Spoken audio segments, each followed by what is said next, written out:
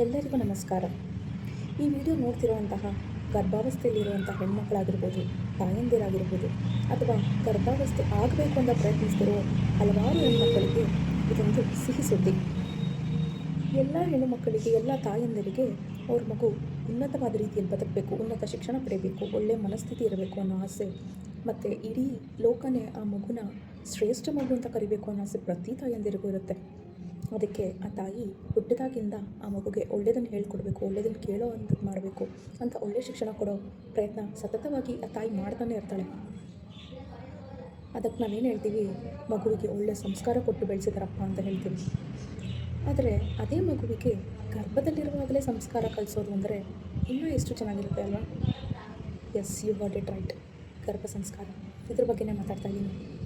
So ನಮ್ಮ ಹೊಟ್ಟೆಯಲ್ಲಿರುವಂತಹ ಮಗು ಎಷ್ಟು ಒಳ್ಳೆಯ ವಿಷಯಗಳನ್ನು ಕೇಳಿಸ್ಕೊಳ್ಳುತ್ತೆ, ಎಷ್ಟು ಒಳ್ಳೆಯ ಆಲೋಚನೆಗಳನ್ನು ತಾಯಂದಿರಾಗಿ ನಾವು ಮಾಡ್ತೀವಿ, ನಮ್ಮ ಸುತ್ತಲಿರೋ ಜನರು ಎಷ್ಟು ಒಳ್ಳೆಯ ಮಾತುಗಳನ್ನು ಆಡ್ತಾರೆ, ನಾವು ಎಷ್ಟು ಆ್ಯಕ್ಟಿವ್ ಆಗಿರ್ತೀವಿ, ಒಳ್ಳೆಯ ಚಿಂತನೆಯನ್ನು ಮಾಡ್ತೀವಿ, ಅದರಿಂದ ನಮ್ಮ ಮಗುವಿನ ಮೇಲೆ ತುಂಬಾ ಪರಿಣಾಮ ಬೀರುತ್ತೆ. ಆ ಮಗು ಹೊಟ್ಟೆಯಲ್ಲಿರುವಾಗಲೇ ಅದನ್ನೆಲ್ಲ ಕೇಳ್ತಾ ಇರುತ್ತೆ. ನಾವು ಇದನ್ನು ಮುಂಚೆನೇ ಕೇಳಿದ್ದೀವಿ. ಭಕ್ತ ಪ್ರಹ್ಲಾದನಾಗಿರ್ಬೋದು, ಅಭಿಮನ್ಯು ಆಗಿರ್ಬೋದು, ಈ ಎಲ್ಲ ಕಥೆಗಳು ನಮಗೆ ಗೊತ್ತು. ಆದರೆ ಎಲ್ಲ ತಾಯಂದಿರಿಗೂ ಈ ಶಿಕ್ಷಣವನ್ನು ಕೊಡುವಂಥವ್ರು ಯಾರು? ಈ ಪ್ರೆಗ್ನೆನ್ಸಿ ಟೈಮಲ್ಲಿ ಒಂದು ಒಳ್ಳೆಯ ಸಪೋರ್ಟ್ ಸಿಸ್ಟಮ್ ಬೇಕು. ಸಪೋರ್ಟ್ ಸಿಸ್ಟಮ್ ಫ್ಯಾಮಿಲಿಯಿಂದ ಸಿಗೋದು ತುಂಬ ಮುಖ್ಯ. ಅದರ ಜೊತೆಗೆ ಈ ಶಿಕ್ಷಣವನ್ನು ಕೊಡೋದಕ್ಕೂ ಒಬ್ಬ ಗುರುವಿನ ಅವಶ್ಯಕತೆ ಇದೆ. ಆ ಅವಶ್ಯಕತೆ ಇದ್ದಾಗ, ಇದೇ ಅವಶ್ಯಕತೆ ನನಗೆ ಬಂದಾಗ ನಾನು ಎಲ್ಲ ಸೋಷಿಯಲ್ ಮೀಡಿಯಾ ಪ್ಲ್ಯಾಟ್ಫಾರ್ಮ್ಸಲ್ಲಿ ಹುಡುಕೋಕ್ಕೆ ಶುರು ಮಾಡಿದೆ. ನನಗೆ ಹಲವಾರು ಇಂಗ್ಲೀಷಲ್ಲಿ ಹೇಳುವಂಥವ್ರು ಮತ್ತು ಹಿಂದಿನಲ್ಲಿ ಹೇಳುವಂಥವ್ರು ತುಂಬ ಜನ ಸಿಕ್ಕಿದ್ರು. ಆದರೆ ನನಗೆ ಕನ್ನಡದಲ್ಲಿ ಈ ಅಭ್ಯಾಸ ಆಗಬೇಕು ಅನ್ನೋ ಆಸೆ ತುಂಬ ಇತ್ತು. ಹಾಗೆ ಹುಡುಕುವಾಗ ನನಗೆ ಸಿಕ್ತವರು ಅನುಷಾ ಗರ್ಭ ಸಂಸ್ಕಾರ.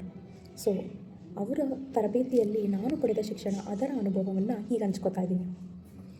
ನಿಮ್ಮ ಮೆಂಟಲ್ ಸ್ಟ್ರೆಸ್ನ ಎಷ್ಟು ರಿಲೀಫ್ ಆಗಿಟ್ಕೊಂಡಿರ್ತೀರೋ ಅಷ್ಟು ನಿಮ್ಮ ಮಗುವಿಗೆ ಮತ್ತು ನಿಮ್ಮ ಆರೋಗ್ಯಕ್ಕೆ ಒಳ್ಳೆಯದು. ಸೊ ಆ ಮೆಂಟಲ್ ಸ್ಟ್ರೆಸ್ ರಿಲೀಸ್ ಆಗಬೇಕಾಗಿತ್ತು, ಮತ್ತು ನಾವು ಆ್ಯಕ್ಟಿವ್ ಆಗಿರಬೇಕಿತ್ತು. ಫಿಸಿಕಲಿ ಮಾತ್ರ ಅಲ್ಲ, ಮನಸ್ಥಿತಿಯಲ್ಲೂ ಕೂಡ ತುಂಬ ಆ್ಯಕ್ಟಿವ್ ಆಗಿರಬೇಕು, ನಮ್ಮ ಬ್ರೈನ್ ಆ್ಯಕ್ಟಿವ್ ಆಗಿರಬೇಕು. ಸೊ ಅದೆಲ್ಲವನ್ನು ಇದು ಒಂದೇ ಸ್ಟಾಪ್, ಅನುಷಾ ಗರ್ಭ ಸಂಸ್ಕಾರ ಅನ್ನೋದು ಒಂದೇ ಸ್ಟಾಪ್. ಅವ್ರ ಜೊತೆ ನೀವು ಎಷ್ಟು ಕಾಲ ಕಳೀತೀರೋ, ಅವ್ರ ಮಾತುಗಳನ್ನು ಎಷ್ಟು ಕೇಳಿಸ್ಕೊತೀರೋ, ಅವ್ರ ವಾಯ್ಸಲ್ಲೇ ನಮಗೊಂದು ಎನರ್ಜಿ ಬರುತ್ತೆ. ಅವ್ರ ವಾಯ್ಸಲ್ಲೇ ಇನ್ನೂ ಕೇಳೋಣ, ಅವ್ರ ಮಾತನ್ನ ಇನ್ನೂ ಕೇಳೋಣ ಅಂತ ಅನಿಸುತ್ತೆ. ಆ ಮಗು ನನ್ನದೇ ಮಗು, ಆ ತಾಯಿಯ ಮಗುವಿಗೆ ನಾನು ಶಿಕ್ಷಣ ಕೊಡ್ತಾ ಇರೋದು, ನನ್ನ ಮಗುವಿಗೆ ಶಿಕ್ಷಣ ಕೊಡ್ತಾ ಇದ್ದೀನಿ ಅನ್ನೋ ಮಟ್ಟಿಗೆ ಆ ಮಹಾತಾಯಿ ಶಿಕ್ಷಣ ಕೊಡ್ತಾ ಇದ್ದಾರೆ. ಹಲವಾರು ಗರ್ಭಿಣಿಯರಿಗೆ ಇದುವರೆಗೂ ಅವರ ಪ್ರೆಗ್ನೆನ್ಸಿ ಜರ್ನಿಲಿ ಒಂದು ದೊಡ್ಡ ಸಪೋರ್ಟ್ ಸಿಸ್ಟಮ್ ಆಗಿ ಅವ್ರ ಜೊತೆಗಿದ್ದಾರೆ. ಸೊ ನನ್ನ ಜರ್ನಿಲಿ ನನಗೆ ಇದು ತುಂಬ ಅವಶ್ಯಕತೆ ಇತ್ತು. ನಾನು ಮೆಂಟಲಿ ತುಂಬ ವೀಕ್ ಆಗಿದ್ದೆ, ನನಗೆ ಎಮೋಷ್ನಲಿ ಸಪೋರ್ಟ್ ಬೇಕಾಗಿತ್ತು. ತುಂಬ ಎಮೋಷ್ನಲ್ ಸಪೋರ್ಟ್ ಕೊಟ್ಟರು.